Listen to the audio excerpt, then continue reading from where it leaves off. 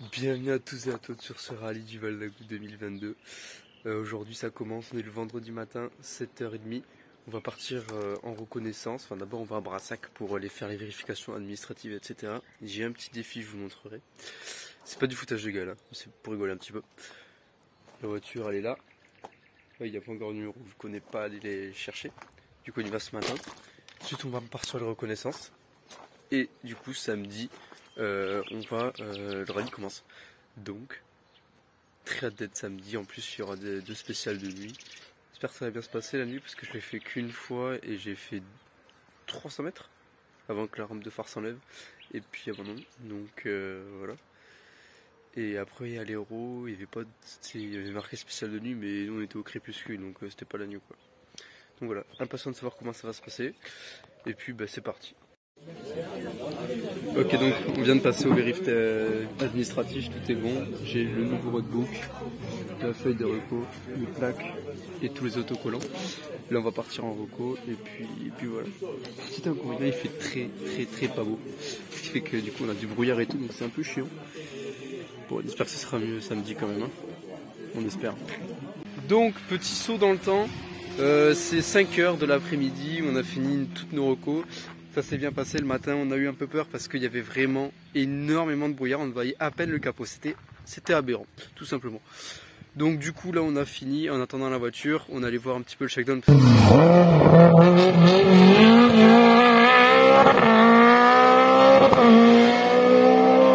que c'était sur notre route, c'était assez sympa le shakedown, il y avait des bons sangliers. Et là du coup on attend la voiture pour coller les numéros dessus et aller aux vérifications techniques qui servent ni plus ni moins à savoir si tu ne triches pas, voilà en gros. Et puis à assurer la sécurité de tous évidemment. Et là, non, je croyais que c'était eux mais non.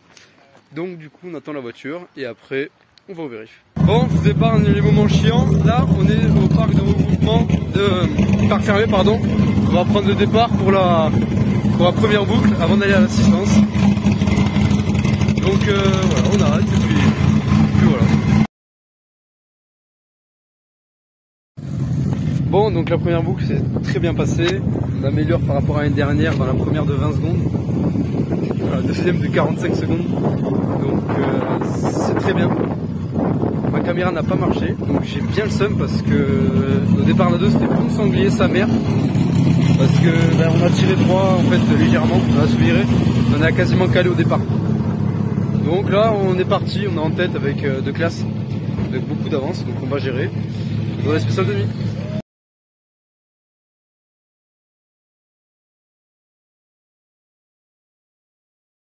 Je suis désolé de vous interrompre, mais je dois m'excuser de la qualité des caméras qui vont suivre durant toute la vidéo, parce que ma carte SD a fait de la merde, je pense qu'elle est morte. Parce que en fait je la lance en début de spéciale et elle finit jamais. La spéciale, genre j'ai aucun rush d'une spéciale complète. Donc j'ai vraiment le seum parce que ce week-end, je le répète, mais c'est vraiment allé vite. Je suis très heureux, on est très heureux de ça. Mais bref, je m'excuse du coup de la qualité qui est un peu floue parce que c'est en gros, quand je rec, il y a le gros fichier brut normalement qui est ok. Et ensuite tu as une sorte de sauvegarde qui est en qualité à chier, mais que j'ai que ça là. Donc je peux pas faire autrement. On y voit.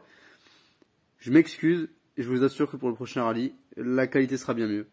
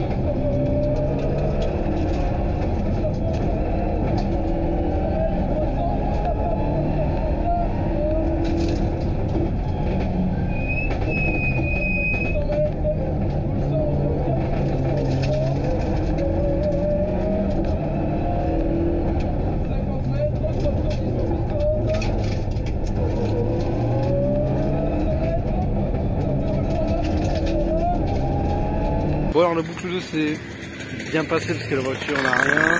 L'autant, ça va, on perd 4 secondes je crois dans la première et 6 ou 7 dans la 2. Mais bon, pas très grave, on est très au scratch, premier de classe à 8. Juste très déçu de moi parce que en plus sur le sinueux je change ma page et en fait j'avais sauté une page. Du coup c'était pas les bons trucs quoi. Genre je me souviens que c'était la page suivante, il y avait un gauche 100 sur pont en plus. Gauche 100 sur pont, du coup je l'ai pas annoncé parce que j'ai tourné la page et il n'y avait pas de pont, donc je savais que c'était pas la bonne page. Donc voilà, frayeur. Et dans la dernière, pareil. Donc un peu moins grave parce que là, on connaissait bien les routes et puis on savait ce qui venait après. Mais voilà. Alors peut-être parce que mon carnet de notes c'est celui de l'année dernière et vu que j'ai beaucoup tourné les pages, du coup peut-être qu'il n'y a plus de grip, je n'en sais rien. Mais bon, on va voir. La caméra n'a pas marché dans le S1 décidément. Dans le S2 je sais pas. Donc voilà. Mais franchement très déçu de moi. J'essaie de faire vraiment de me concentrer sous la nuit parce que sous la nuit ça va être un gros challenge aussi.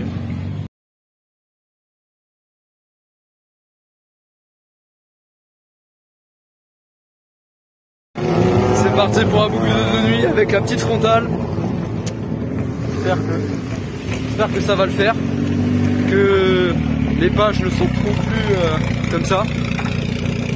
Et puis notre plan là, c'est vu que quand même ce qui était au point c'est la victoire de classe. Là on est en tête avec pas mal d'avance, donc on va calmer le jeu dans la nuit et rattaquer demain je pense.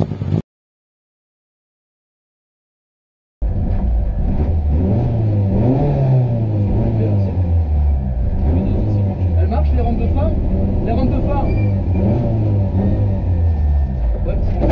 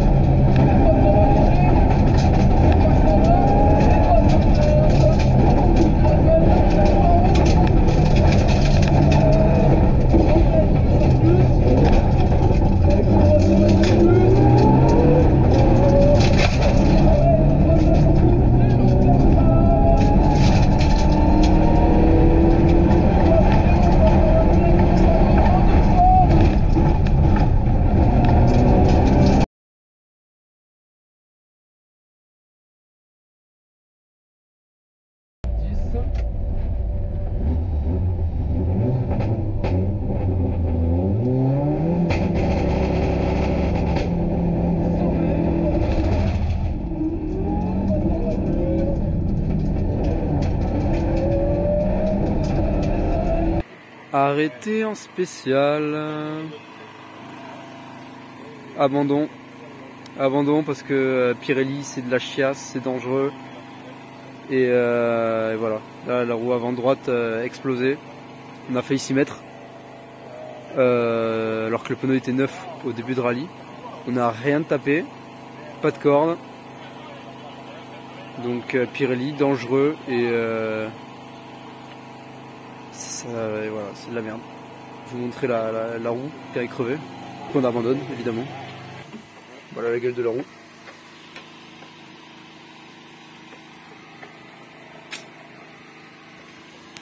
Ok, donc je vous dois beaucoup d'explications parce que je me suis aperçu que j'étais très brouillon en fait. Ce qui s'est passé, donc là on est quelques jours après rallye, on est lundi.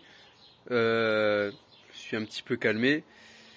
En fait, ce qui s'est passé, c'est qu'à la fin de l'ES1, donc de Bafignac de nuit, on prend la liaison et on se regarde avec mon pilote, on se dit mais putain mais la voiture elle vibre en fait. Fait ouais bah attends, du coup il y avait personne sur la route. Du coup on regarde un petit peu tu vois, et effectivement la voiture vibrait, mais c'était pas comme ça avant. Donc on se dit bah ok on a crevé c'est sûr. Enfin moi perso je savais que c'était une crevaison. Lui pensait plutôt que c'était un problème de pont. Et donc du coup on se dit bah, on va vérifier ça quand on va se casquer juste avant le S2. Comme ça, s'il y a crevaison, on change et c'est fini. On descend et tout. Et en fait l'erreur, on a fait plusieurs erreurs. La première erreur c'est que je n'ai pas de manon de pression dans mon sac copilote. Que du coup je vais en prendre un maintenant parce que ça me coûte assez cher. L'abandon je veux dire. Donc on regarde les pneus de l'extérieur et ça bouge pas. Genre ils sont normaux tu vois. Et on n'a pas regardé à l'intérieur. Ce que j'appelle l'intérieur, je vais vous montrer ce que c'est. Donc ce que j'appelle l'extérieur du pneu, c'est toute cette partie-là. Hein, donc voilà, toute cette partie-là. Et ce que j'appelle l'intérieur du pneu, c'est la partie qu'il y a en fait derrière. Je sais pas si vous verrez bien. La partie qu'il y a là. Et on peut le regarder en tournant les roues. Et ça on l'a pas fait. Et mon pilote, donc on touche un peu les pneus, voilà, il me dit c'est bon.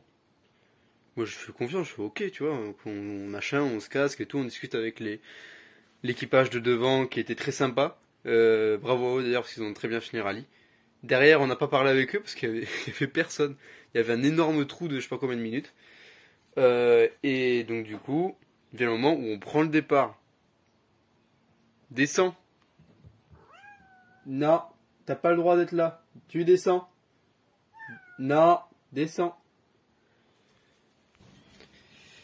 Et donc on vient au moment où on prend le départ. Et en fait les premiers virages c'est des virages assez rapides. Et en fait plus on s'avance dans ces virages rapides, plus je sens que la voiture tremble, tu vois. Et je suis pas à l'aise. T'es au-dessus de 100 km/h, ta voiture tremble. Caca au cucu, hein. Ouais, vraiment. Hein. Et il y a un virage, notamment quelques mètres après le départ, où l'année dernière, il y a l'équipage de Bonafous qui s'est mis dehors, mais ultra fort. Et moi, je me dis, mais en plus, je lui annonce la note, et je vois la vitesse à laquelle on est, et on est passé plus fort de nuit que de jour. Et donc je me dis, allez, c'est bon, c'est sûr, celle-là on s'y met, parce que c'est un virage, la note c'était en 120, donc pour nous, ça passe en 4. Et après, t'avais un gauche 125. Donc voilà, on arrive, et quand je vois qu'on passe le droite, je fais calme-toi, calme-toi. Et on prend le ciel, parce que de suite après, t'as un ciel. Pour de suite, il faut freiner un petit peu avant le ciel pour prendre un droit de 60. On arrive, et sachant que je dis attention juste avant, je lui ai dit, sachant que je dis attention juste avant, on freine ultra tard. Et donc notre assistance qu'on remercie évidemment, qui était à cet endroit-là, il nous a dit mais les gars vous avez freiné au bon endroit en fait. On avait freiné au bon endroit, mais moi je me chiais dessus parce qu'il y avait toujours cette vibration. Et en fait, apparemment, on est passé plus fort que les premières autos, que Espinas, etc. Donc on était vraiment trop contents. Donc on continue la spéciale, la voiture tremble de plus en plus en plus. Et sur mon compteur, sur mon dashboard là où je mets ma main à chaque début de spécial, je peux voir ma vitesse, enfin la vitesse de la voiture. Je regarde la vitesse et je vois des 130, 140. Sachant toujours qu'on a la vibration. Et à un moment donné, sur un virage, un piège, j'ai un droit de 80, donc ça passe, attendez, 80, je crois que c'est en 2. Fond de 2 ou un truc comme ça. Fond de 2 ou début de 3, je sais plus. La voiture qui part tout droit. Mais tout droit. Il freine.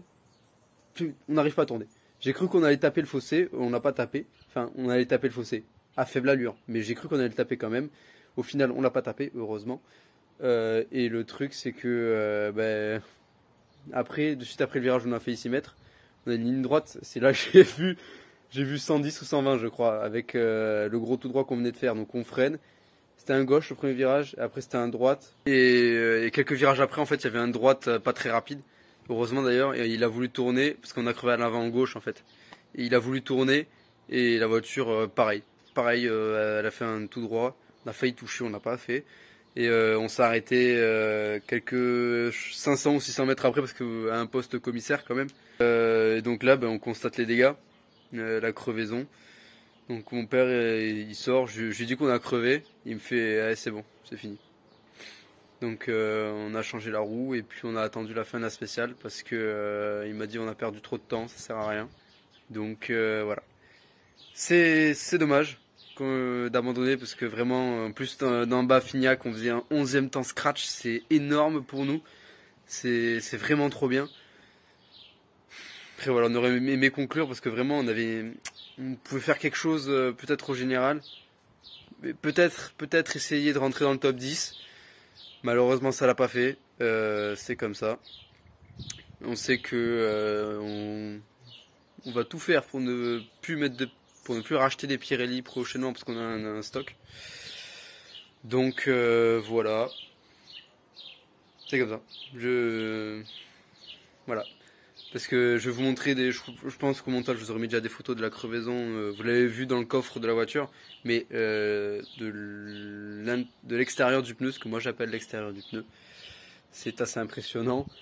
Et voilà. Donc juste vraiment déçu parce que c'est un rallye à la maison en plus pour nous parce qu'on adore par là-bas. Et vraiment on surkiffe les routes, mais bon. Là ça l'a pas fait. Bravo à tous ceux qui ont fini. Et puis voilà, nous on va prendre notre revanche d'ici 2 semaines au rallye du printemps. On espère que ça va le faire au niveau des pneus. Parce que du coup en fait il y a une bosse sur le pneu Pirelli. Parce que du coup voici l'état du pneu à l'avant. Et en fait ça a vraiment éclaté là quoi. On sait que les Pirelli en fait ils se craquellent au milieu du pneu à l'intérieur. Et là je pense que ça a craquelé et ben voilà. Ouais, dégâts, mais juste pour en revenir à la vibration en fait, parce qu'il y a une bosse sur le pneu, elle est là. Je pense pas que vous la verrez bien à la caméra.